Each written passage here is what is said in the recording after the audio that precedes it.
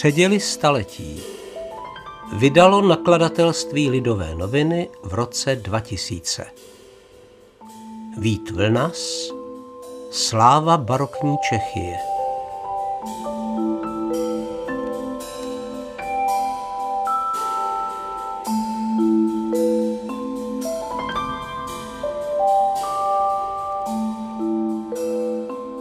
Vpředu hlaholily trouby a bubny. Mírný větřík roznášel ke břehům jejich hlas a vzdouval nad kněžskou lodí bílá nebesa. Z jejich zlatého třepení a krumplování šlehaly pablesky, tak jako z mosazných křížů povývajících korouhví. Lodi pluly tiše. Slavnostně míjely vysoké staré topoly a vrby i kvetoucí jabloně v zahradách na levém břehu. V pozadí nad malou stranou vznášely se Hradčany ve velebné, tiché kráse. Zvonový hlahol nesl se nad Vltavou. Takto poeticky, přitom však s citem pro historickou realitu, líčí spisovatel snad nejpůvabnější ze slavností českého baroka, totiž hudební produkci, provozovanou každoročně v květnu na Vltavě u Karlova mostu k poctě Jana Nepomuckého. Ukázka přitom nepochází z nějakého naivně oslavného katolického opusu, popisujícího pobělohorské Čechy jako ráj na zemi. Autorem citovaných slov je Alois Jirásek a román, z něhož pocházejí, se nazývá Temno. Kniha, která pouhým svým jménem vtiskla cejch celé epoše, ve skutečnosti není ani zdaleka tak jednostrunná a černobílá, jak by se mohlo zdát z povrchního pohledu. I když se stalo mezi polovzdělanci módou s despektem se otírat o jakési jiráskovsko-nejedlovské pojetí dějin, údajný to zdroj českého provincionalismu, antievropanství a zapšklého šovinismu, neznamená to, že by se snad Jirásek více četl. Pokud ho přece jen navzdory zakořeněným předsudkům vezmeme dnes do rukou, s překvapením poznáme, že spisovatelovo pojetí národní minulosti sice formovaly veškeré nacionální mýty jeho epochy, že však Jirásek současně dovedl podat své soudy o dějinách vyváženě, bez ideologické zaslepenosti a s citem pro různá východiska. Navíc autor bezpečně znal dobu, o níž psal, a tato znalost ho dokázala, na rozdíl od tolika jeho pokračovatelů, ochránit před krajnostmi a povrchnostmi. V Jiráskově Temnu je překvapivě světla dost. Spisovatel takřka instinktivně pochopil, že pro kulturu barokních Čech byly důležitým prvkem monumentální slavnosti, jejich šprchavou atmosféru dokázal úspěšně zachytit. Tak jako v případě oněch májových podvečerů, kdy z pramic na Vltavě zaznívala svatojánská moteta a litanie a kdy se celá Praha stávala kulisou úchvatného divadla. Pojednou umlkaly strunové nástroje i flétny, hoboje, klarinety i tympány. Jen 4 lesní rohy, nástroj tenkrát ještě vzácný, hráli dál sami. Hráli veliké sólo. Měkké jako zastřené jejich hlasy líbezně a jímavě se nesly nad řeku čirým vzduchem, prozářeným posledním světlem. Ladná melodie, málo kostelní, málo pobožná, ale srdečná a lahodivá, okouzlovala všecky. A když poslední tóny lesních rohů zmírajíce zalehaly do šera pod staré košaté stromy na břehu, spustil ještě jednou sbor ostatních nástrojů. Hráli rychleji, prudčeji, plným fortisimem, tympány duněly hlomozněji jako temná bouře. Pohyblivým svátkem nazval kdysi Hemingway Paříž 20. let. Stejným právem bychom však tuto charakteristiku mohli uplatnit i v případě pobělohorských Čech, jejich životní rytmus do značné míry určoval koloběh okázalých slavností. Nikdy předtím a nikdy potom nezažila tato země tolik velkolepých festivit, vypravených tak okázale s velkolepostí až marnotratnou. Barokní člověk pohlížel na svět kolem sebe jako na úchvatné divadlo, v němž byla iluze, povýšena na roveň skutečnosti, často dokonce nad ní. Dramaturgie slavností vycházela této mentalitě vstříc. Celá města, celé krajiny se při velkých svátcích stávaly jediným skvostným jevištěm. Dobová urbanistika s takovýmto využitím již dopředu počítala a vtělovala scénografické prvky přímo do architektonických návrhů. Náměstí byla scénou dramatu, bohatě vyzdobená průčelí pak jeho kulisami. Barokní slavnost měla nejen náročnou výpravu, ale též přesný řád a pevné režijní vedení. V jejím kontextu se prolínaly všechny formy uměleckého projevu od architektury přes malířství a sochařství až po hudbu a literaturu, která užívala v ústech kazatelů. Festivita tak představovala Gesamtkunstwerk, souhrnné umělecké dílo, srovnatelné například s gotickou katedrálou. Na rozdíl od chrámových staveb středověku se nám však po slavnostech baroka zachovalo pramálo. Marnotratnost a lehkomyslnost jejich organizátorů se žel vyrovnaly režijní vynalézavosti a velkorysosti, s nimiž byly okázalé svátky připravovány. Barokní festivity byly zbudovány z pomíjivého materiálu. Vše bylo stvořeno ze dřeva a vosku, z látek, ze štuku a papírmaše, výhradně pro prchavý dojem a klesku několika mála dní. Co zůstalo, jsou jen úlomky úlomků, fragmenty výtvarné výzdoby, synopse divadelních her a texty kázání, hudební partitury, nečetné popisy a vyobrazení, stohy účtů v archivech. Sám duch velkých barokních svátků vyvanul v nenávratnu a lze ho přivolat už jen jako nostalgickou vzpomínku. Není sporu o tom, že barokní slavnosti představovaly v českém prostředí jednu z nejúčinnějších zbraní vítězícího římského katolicismu. Nad okázalostí a výpravnou nádherou jezuitských festivit se návštěvníkům tajil dech již dlouho před Bílou horou. Po potlačení stavovského povstání a s triumfem protireformace vplynuly slavnosti zcela přirozeně do pestrého společenství církevních svátků, jež určovaly rytmus života v rámci církevního roku. Nebylo snad podnětu natolik malicherného, aby se nemohl stát důvodem k oslavám trvajícím mnohdy i několik dnů. Slavily se četné svátky mariánské, holdovalo se patronům místních chrámů a klášterů i svatým ochráncům země české a rakouského arcidomu.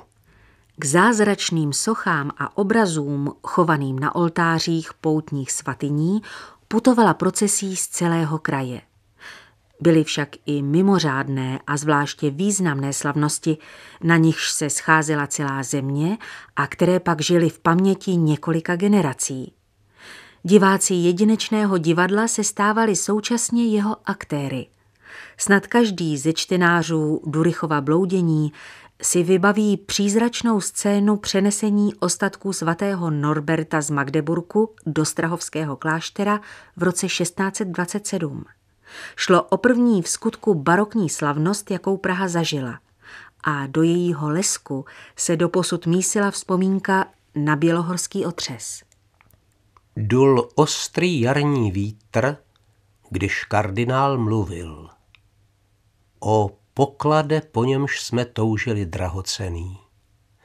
Nosiči ověnčených obrazů se opírali o žerdě, čekajíce na pochod při zvuku trop a bubnů. Páni se zalíbením naslouchali vylíčenému hlasu kardinálovu, lid se díval na neklidné koně. Pak byl zpěv, čtení a tédeum s hudbou a fanfárami a pořadatelé dali znamení k pochodu. 20 nových těžkých korouhví od císaře, obou kardinálů a od šlechticů v pestrých barvách s obrazy neznámého smyslu se zmítalo ve větru.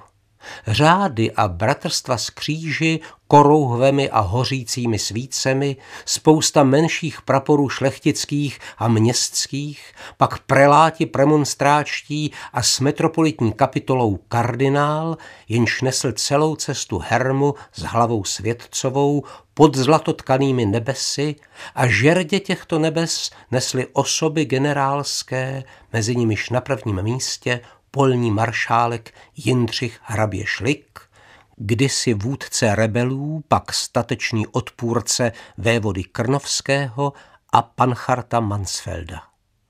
Pak rakev a podle ní klerici a 10 městských jinochů spanilých s hořícími svícemi, pak šlechta, úředníci, měšťané, paní a měšťanky, takže když začátek průvodu přicházel na staroměstský ring, konec průvodu teprve vcházel do brány městské.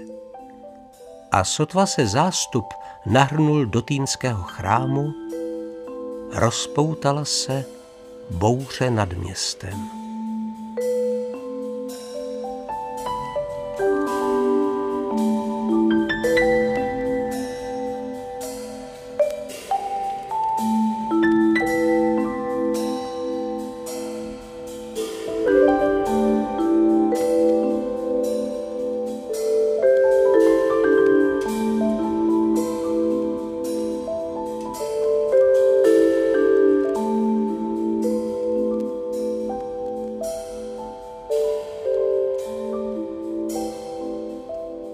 Na počátku 18. století, krátce před svým zánikem, dospívá barokní slavnost v českém prostředí k nejokázalejším formám a k nejnákladnější myslitelné výpravě.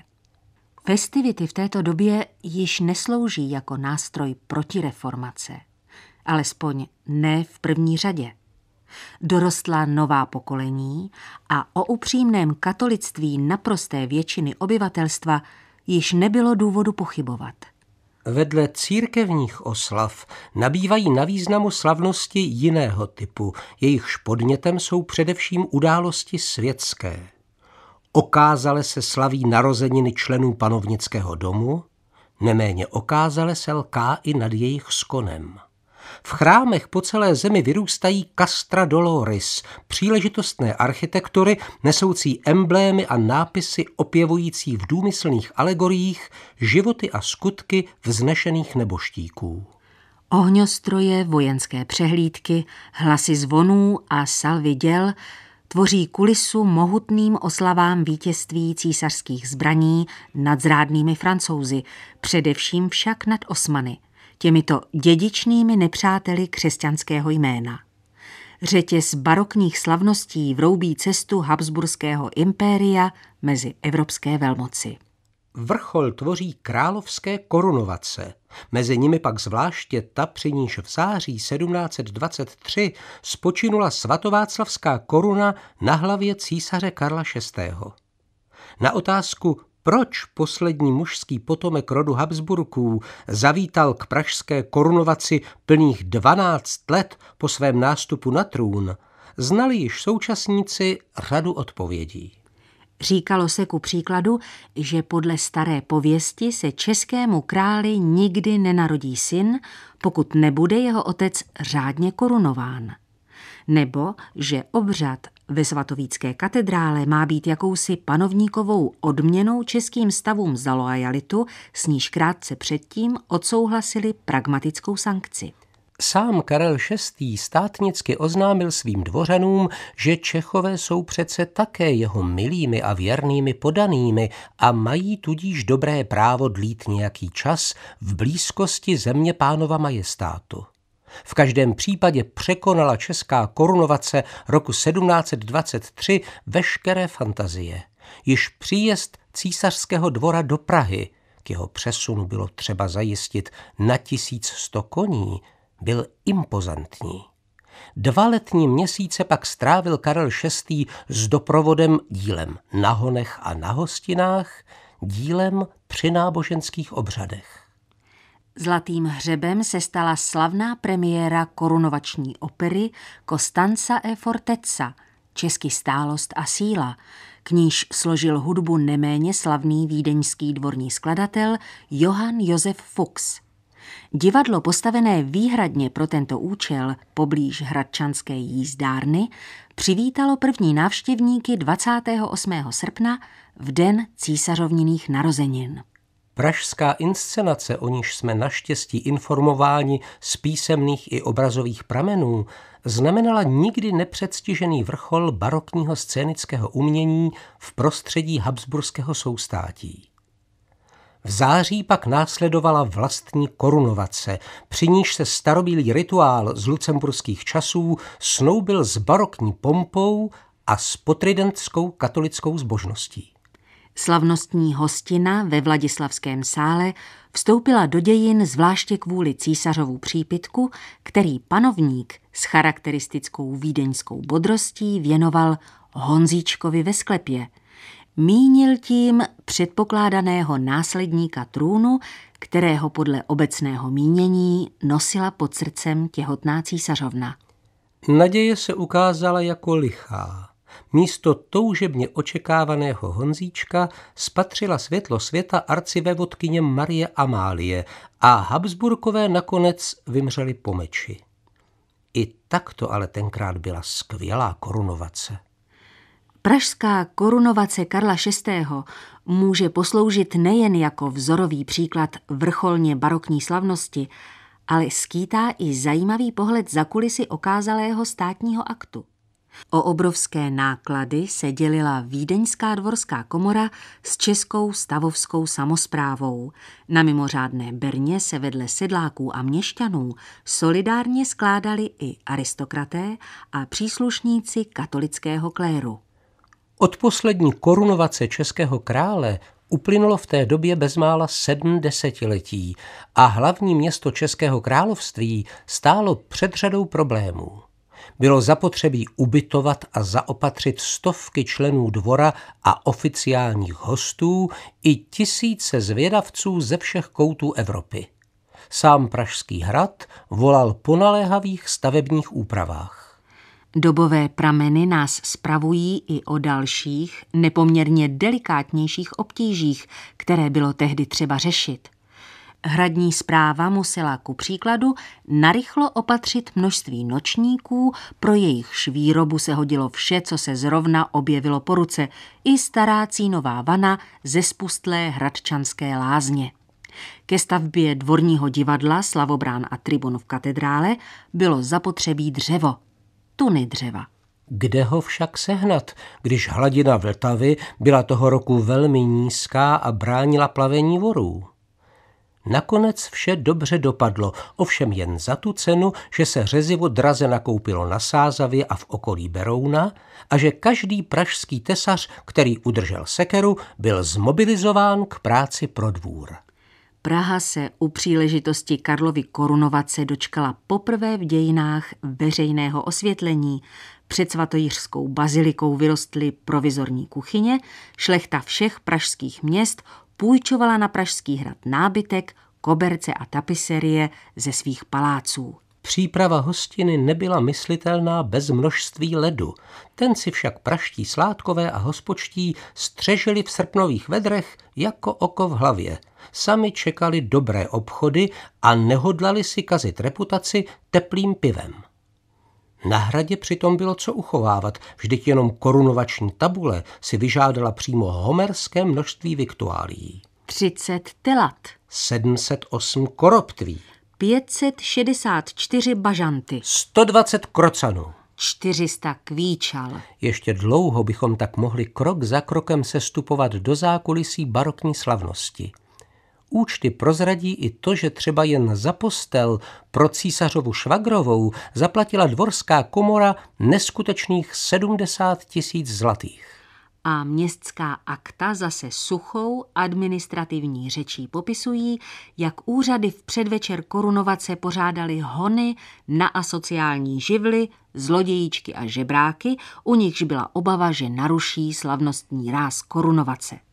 Jiráskovo temno, jehož bezděčná obhajoba otevírá tento článek, je svým dějem rozepjato mezi dvě nejvýznamnější slavnosti českého baroka. Otevírá se připomínkou pražské korunovace Karla VI. Roku 1723 a končí monumentálními oslavami svatořečení Jana Nepomuckého v zářijovém oktávu léta páně 1729. Tyto svatojánské slavnosti byly vyvrcholením a současně koncem éry reprezentativních barokních festivit u nás. Nejde jen o to, že monumentalita a patos dynamického baroka začínají právě tehdy ustupovat rokokovému sentimentu a intimitě. Vnížkový efekt okázalého scénického aparátu přehlušuje vlastní duchovní sdělení. Výrazové prostředky barokní slavnosti jsou už natolik působivé, že si vystačí s pouhou formou bez obsahu. Tlak na omezování slavností přichází i odjinud. Soudobí národohospodáři ukazovali, jak množství církevních svátků podlamuje ekonomický život země, zatímco především z městského prostředí stále častěji zaznívají nářky nad neproduktivními výdaji spojenými s přípravou výpravných festivit. Církev sama si tento stav uvědomuje a sama omezuje počet zasvěcených svátků ještě předtím, než tak začne činit svými dekrety osvícenská administrativa. Co nás dodnes na nepomucenských slavnostech roku 1729 vzrušuje, je především skutečnost, že sami jejich aktéři si uvědomovali, že je to slavnost poslední. Vrcholu bylo dosaženo, nic podobně velkolepého se už nemůže nikdy opakovat. Konec přišel pozvolna a neúprosně. V osvícenském modelu světa nezbývalo místo pro nepraktický luxus barokních slavností, pro peníze neúčelně vynaložené na pomíjivou krásu slavobrán a pro tisíce podaných z bůhdarma trávících drahocenný pracovní čas na procesích místo na poli a v manufakturách. Ani sociální a ideové proměny nebyly duchu barokních festivit příznivě nakloněny. Josefínské reformy odsoudily k zániku starodávné cechy a náboženská bratrstva, jejichž členstvo do té doby tvořilo ozdobu veškerých procesí. Katolická církev ztratila monopol na své ovečky, veřejné pobožnosti byly státem omezeny, kult zázračných soch a obrazů nenašel milosti v očích racionalistů. Nová doba si vytvořila nové festivity, z nichž sice barokní prvky nikdy zcela nezmizely, byly však přetvořeny a naplněny novým obsahem. Co zůstalo ze slávy staré barokní Čechyje, jsou pouhé kulisy, které dávno opustili herci, zapomenutý text, který musíme rekonstruovat z útržků libreta. I tak málo však někdy může postačit k nesmrtelnosti.